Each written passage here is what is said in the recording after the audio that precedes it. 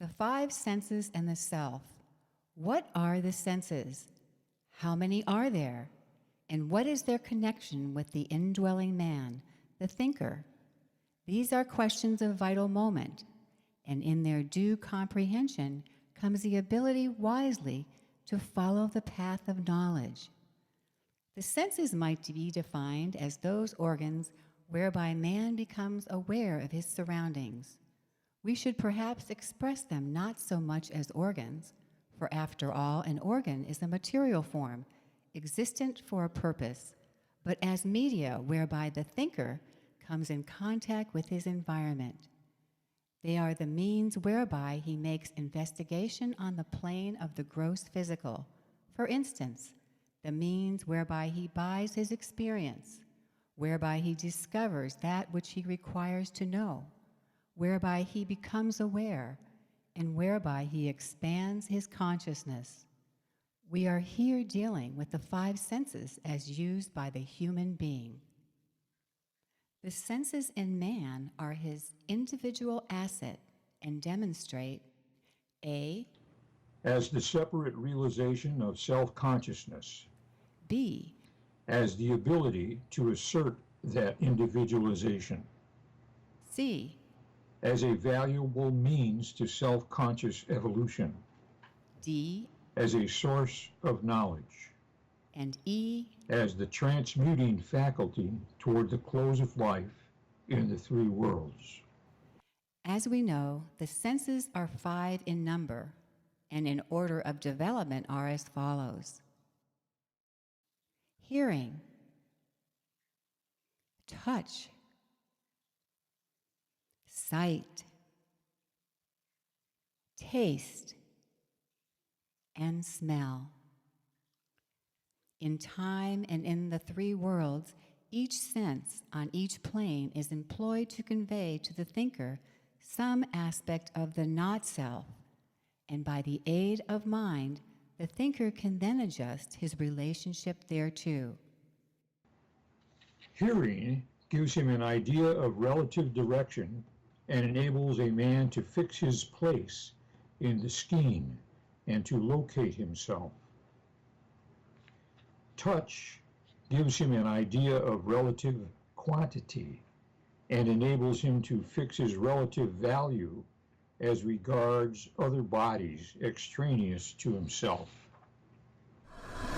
Sight gives him an idea of proportion and enables him to adjust his movements to the movements of others.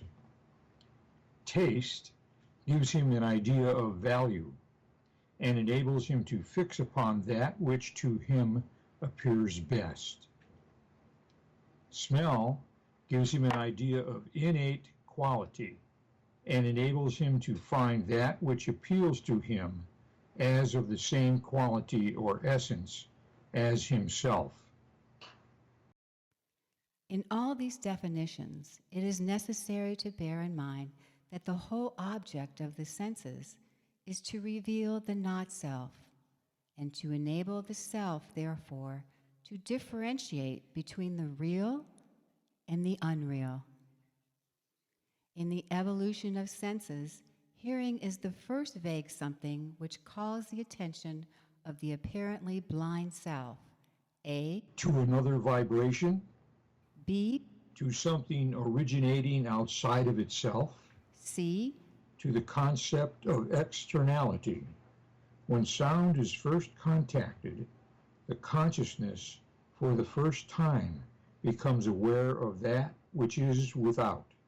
But all that is grasped by the dormant consciousness by means of this one sense of hearing is in fact of something extraneous to itself and of the direction in which that something lies.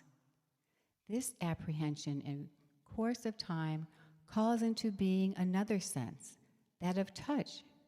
The law of attraction works. The consciousness moves slowly outwards towards that which is heard, and when contact is made with the not-self, it is called touch. This touch conveys other ideas to the groping consciousness, ideas of size, of external texture, and of surface differences. The concept of the thinker is thus slowly enlarged.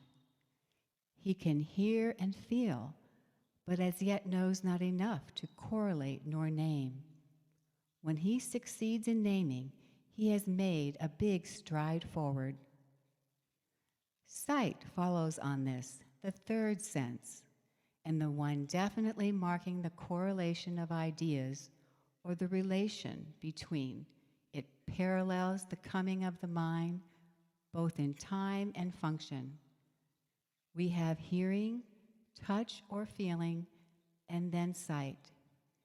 In connection with the correspondence, it is to be noted that sight came in with the third root race in this round, and that the third race saw also the coming of the mind. The self and the not-self were immediately correlated and coordinated. Their close partnership became an accomplished fact, and evolution hastened forward with renewed impetus. As regards taste and smell, we might call them minor senses, for they are closely allied to the important sense of touch. They are practically subsidiary to that sense.